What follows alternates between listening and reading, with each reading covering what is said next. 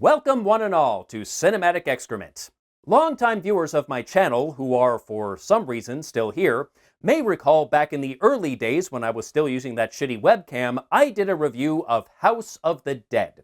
Intended to be a prequel to the video game of the same name, House of the Dead tells the story of some college kids attending a party on an island off the Washington coast, which goes horribly wrong when the island is overrun by zombies. And you thought Fire Festival was a mess. We ultimately learn the dead were brought back to life by this creepy motherfucker, a crazed Spanish priest who performed many sinister experiments in order to give himself immortality. He is ultimately killed by the final two survivors, Rudy and Alicia, played respectively by Jonathan Cherry and Ona Grauer. The latter succumbs to her wounds after the final fight, but is seemingly resurrected by Rudy using the zombie priest's lab. And in a shocking reveal, we find out his full name is Rudolph Curien, implying he is the future Dr. Curien, the antagonist in the House of the Dead game. Of course, that character's name is supposed to be Roy, not Rudolph. Not that it matters, because the second movie is going to retcon all of this.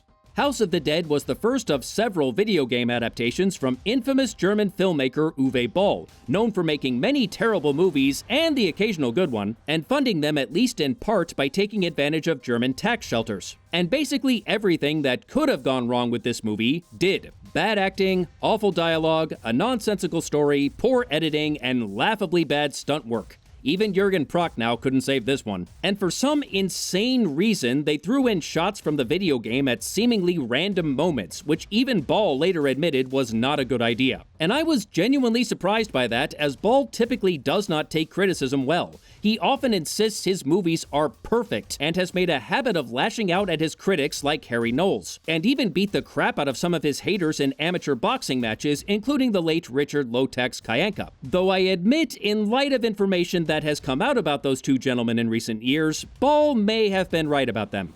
While the movie was terrible and made very little money, somebody had the bright idea to produce a sequel anyway.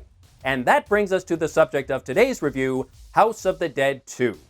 And if you were hoping this was going to be another Uwe Boll bashing session, I regret to inform you he was not involved with the sequel. Originally, he was planning to do House of the Dead 2. They even had a script already written before the first movie hit theaters. But several people involved with the film were not satisfied with the final product, including Ball himself. And he already committed to filming Blood Rain, so he stepped away from the franchise and Michael Hurst took his place in the director's chair. And that kinda blows my mind. Ball had no qualms about making sequels to his other crappy video game adaptations like Blood Rain, Alone in the Dark, and In the Name of the King, but House of the Dead 2 was apparently a bridge too far. Remarkable. So does the lack of Ball mean the sequel could be better than its predecessor? Well, I doubt it could be much worse. Let's take a look. Our story begins at the fictional Cuesta Verde University.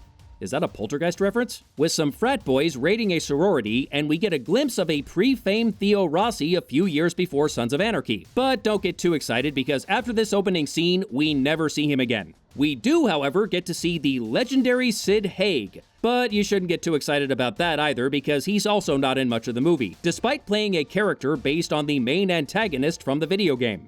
Too bad. Yes, Haig is actually playing Professor Roy Curien. They got the name right this time. So what happened to Rudy? Well, the movie didn't totally forget about him. After he and Alicia came home from Seattle, they were taken into custody by the organization known as AMS, the protagonist from the games. And no, I don't know what AMS stands for. It's never established in either the movies or the games. They were interrogated by AMS agents, played by two of the movie's producers, Mark Altman and Chuck Speed, who proceed to make fun of the first movie's terrible story. Let me see if I have this right. There was a crazy German priest. Spanish priest. Yeah, I see where you got confused. The crazy German guy was the director. And he impaled you through the heart, killing you. Well, technically not her, but they recast Alicia between movies. You'd think they could have dyed her hair to make it a little less obvious. And your boyfriend Rudy brought you back to life with an immortality serum. That's the stupidest thing I've ever heard. Well, you were an EP on the first movie, so whose fault is that, my dude? Also, why is AMS questioning her story? They know zombies are real, and they can clearly see the fatal wound on her chest. Why would they not believe she died and came back to life? That doesn't make sense. Anyway, they showed no signs of infection and were released, but Rudy, played by Sir not appearing in this film, later became a zombie, or what the movie calls hyper sapiens, and Alicia wasn't far behind. They were somehow subdued and captured by Rudy's father, who performed several experiments to determine the source of their immortality. And now he's resorted to murdering college students and attempting to bring them back to life, but so far without success. And no, I don't know why he had to strip her naked before trying to bring her back to life. Some questions are better left unanswered. Even now, you hold the secrets of eternal life within you, and you hold on to them, keeping me alone in the dark. Wrong franchise. Eventually, Curian succeeds in bringing someone back as a zombie. Unfortunately, he's next. He then somehow wanders over to a restaurant and infects a chef on his lunch break, who in turn infects a waiter. Fortunately, one of the restaurant patrons happens to be AMS agent Dr. Alexandra Morgan, nicknamed Nightingale, played by Emmanuelle Vaugier, who promptly shoots the chef in the head. She and her partner, Lieutenant Jake Ellis, played by Ed Quinn, take the waiter into an ambulance that's actually used by AMS. And boy, are they doing a terrible job of working undercover. It's not a very convincing ambulance if there are no EMTs riding in the back with the patient. And that's a wrap on Professor Curian. Thanks for coming out, Sid. For the rest of the movie, we gotta deal with these assholes. What were you doing here, Nightingale? What do you think? Well, if I knew that, I wouldn't be asking now, would I? She's dressed up and in a fancy restaurant. What the hell do you think she's doing? She ain't playing water polo. Anyway, now that they have the zombie waiter subdued, they can very neatly and quietly dispose of him in a safe manner. Or they can shoot him in the head in a small enclosed space, spraying his infected blood everywhere. Yeah, I'm sure that's perfectly fine. Also, the blood clearly did not splatter in her direction, so where did the blood in this shot come from? So where are we off to? Mobile unit, outside Sunnydale. Setting up for a major op. Wait, Sunnydale? As in Buffy? Great, now you've referenced a movie and a TV show that I would rather be watching right now. More hyper sapiens? What do you think? Well, if I knew, I wouldn't be asking now, would I? Yeah, how does it feel, asshole? We get some backstory for these two over the course of the movie that I tried my best to care about, but sadly without success. Jake had a brother in AMS who was killed on a recent mission. Technically, he was killed twice. And Alex got the nickname Nightingale as some sort of sick joke when she was working in the Peace Corps as a doctor in some unnamed part of Africa. The people in the village had some rare disease, and the NSA provided an experimental vaccine that somehow turned them into zombies. A vaccine turned people into zombies. Do not tell RFK. He's gonna think that really happened. Their stories are tragic, but it's hard to care about them when these characters have very little in the way of personality. Jake likes to make sexually suggestive comments about Alex, so I guess his personality is douche. And Alex doesn't even get that much. She's a blank slate that's basically here to look pretty, shoot zombies, and operate this DNA scanner that's clearly a cassette player with a sticker placed on the window. It's especially obvious in this shot. You can see the crease in the sticker. What are we doing here? I get that this was a low-budget TV movie. I don't expect perfection, but why did they have to show the sticker at all? It would have been better to keep it off camera and just show the red or green light. Moving on, our AMS heroes return to the dilapidated warehouse they're using as a base for some reason and get their marching orders from Colonel Casper, played once again by Ellie Cornell, the only actor to return from the first movie. I guess this means they retcon that character's death. They did at least remember she lost her legs in that movie, but she lost a lot more than that. She was literally torn in half by the zombies and bled out. No one could have survived that. Anyway, they received reports of a zombie outbreak at CVU and need to rescue any survivors and hopefully find and get a blood sample from zombie patient 0, as it could be used to develop a cure. But the sample must come from that particular zombie. Any second or third generation infected blood is useless. They'll be accompanied by troops led by Sergeant Dalton, played by Sticky Fingers. The troops are repeatedly referred to as Special Forces. Remember this, because the movie won't. And of course, Dalton immediately gets all aggro with the AMS guys and makes it clear he's leading this operation, even though he's clearly in over his head. Ever been in combat with these creatures? They've been trained well. Not what he asked. But Colonel Casper at least tries to keep the dick waving under control. I expect all of you to work and play well together and do your country proud. Yeah, sure, whatever you say, boss. Yeah, sure, whatever you say, boss? Is that how you address an officer? How the hell did you make it up to sergeant with that attitude? And during their first encounter with the Hyper Sapiens, we discover these special forces are anything but special. The first time a zombie comes within 20 feet of him and he falls flat on his ass. Special forces. Another guy takes out the zombie with some martial arts action, even though he had ample opportunity to shoot him instead. He gets bitten in the process, and Alex tries to put him down before he starts biting them. What do you think you're doing, kiddo? What do you think she's doing? Hey, don't start that again. Dalton tries to prevent him from turning by cutting his arm off. It doesn't work, and he bites another soldier, so Jake has to put both of them down. Dalton could have lost only one man had he not been an idiot. Instead, he lost two. Special forces. If that wasn't bad enough, one of the soldiers, who is simply known as Bart, played by James Parks, is one of the few people in this movie who actually has a personality. Unfortunately, his personality is psychopath. After he and two other soldiers bust into a dorm, they find a female zombie and her dinner and dispatch her. Bart then decides the most important thing to do right now is abandon the mission and take some pictures of himself and the deceased so he can sell them on eBay. And he spends what feels like an hour doing this. Again, these guys are supposed to be special forces, the best of the best. But the only people here who are in any way useful are the two AMS agents. Everyone else is either incompetent or crazy.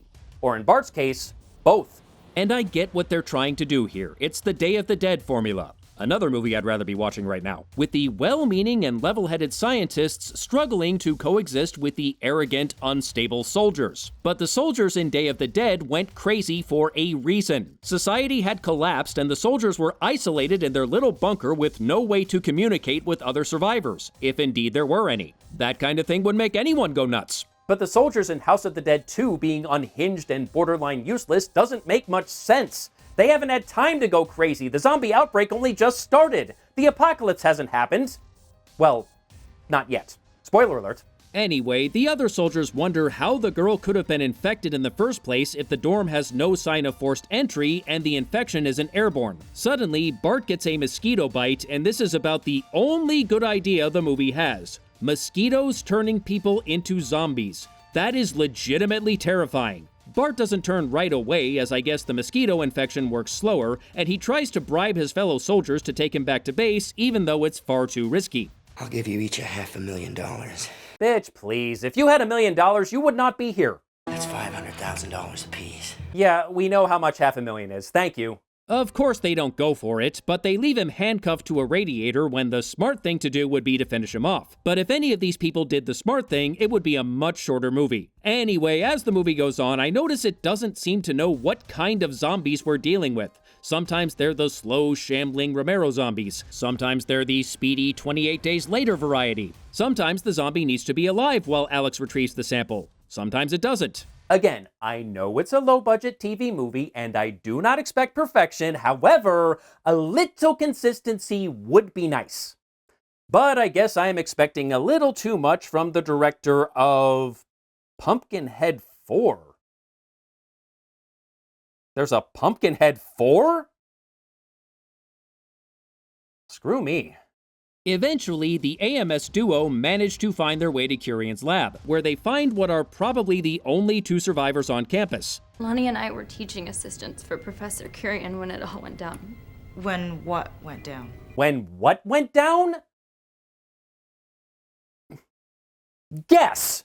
Before they too get eaten, the former TAs lead our heroes to what's left of Alicia so they can retrieve the blood sample. But as they flee the scene, one of the zombies grabs the sample off Jake's belt, and they only have a few minutes before the military levels the campus with a missile strike to contain the zombie outbreak. So they have to very quickly go back and fight their way through more zombies, and for some reason they leave their body armor behind. Was this a reshoot and they forgot to bring it? Somehow, they manage to get back to the lab and retrieve another sample, and by this point, almost all of the troops have been killed off by their own incompetence, including Sergeant Sticky Fingers. Shocking, I know. Man was the best soldier I've ever seen. Was he? So Jake and Alex are on their own, and probably better off for it. They once again escape with the sample, but Jake runs into Bart, who escaped by cutting off his own hand. Well, if Casper can survive getting her legs torn off, cutting a hand off should be no big deal. I knew I had to do something, you know. Otherwise, I'd end up dead. Dead like them. Oh, come on. That guy was totally moving. Bart demands Jake hand over the sample, though I'm not sure why. He seems to think he can sell it, but to whom? You gonna take that to a pharmaceutical company and tell them you found a cure for zombieism? They'll have you committed! Of course, you should be committed, but that's beside the point. Alex shoots Bart before he can take out her partner, but he decides if he can't have the sample, no one can. So they just made 2 trips to get the sample and have nothing to show for it. And they can't go back for a third because the missile strike is on the way. So everything Jake and Alex went through was entirely pointless. Also, why did they not collect multiple samples from Alicia in the first place once they verified she was patient 0, so they'd have spares just in case something happened on the way back? I'm starting to think the Special Forces guys are not the only idiots in this movie. And they steal a truck off a dead guy and head toward the city, which is apparently on fire, suggesting the zombies have already spread out of CVU. Well, that makes everything they did extra pointless. God, this movie sucks. I can't believe I'm saying this, but this is actually a step back from House of the Dead 1. That movie was a train wreck to be sure, but it did at least get into so bad it's good territory. There was plenty of stuff in there to laugh at, and the movie was entertaining in its own way, even if it wasn't the way Ball intended. House of the Dead 2 is just plain bad. It's not funny, intentionally or not. The story is lazy, the zombies are inconsistent, they had a couple of talented actors but totally wasted them. None of the characters are likable, and most are stupid, especially the so-called Special Forces, to the point I'm honestly offended on behalf of the entire United States military. And overall, it's just boring. And that's the worst thing a movie can be. And I'm not even sure why the movies have House of the Dead in the title when, there's no house. I mean, they are on a college campus. I suppose they could have had a frat house called Delta Epsilon Delta. House Dead. Is it a good joke? Not really, but at least I'm trying. That's more than the people who made this movie did. Believe it or not, there were plans to make House of the Dead 3, but this reportedly didn't happen due to licensing issues. They still made the movie, but retitled it Dead and Deader and removed all references to House of the Dead. And I, for one, think it's for the best that this franchise stays dead. But apparently I'm not going to get my wish because there are already plans for another House of the Dead movie directed by Paul W.S. Anderson? Oh, Lord. I mean, it's almost certainly going to be better than the first 2 movies, but that's a low bar. That bar is in the basement. In case this wasn't obvious, no, I don't recommend seeing this movie. Not unless you're a masochist. The first movie may be worth a watch if you want something to riff on, but there's not much to riff on in House of the Dead 2. It's a chore to get through, and there are better uses of your spare time. Well, thank God that's over. Hopefully next time things will be a little more upbeat, because we're doing another crappy Christmas movie. Brother!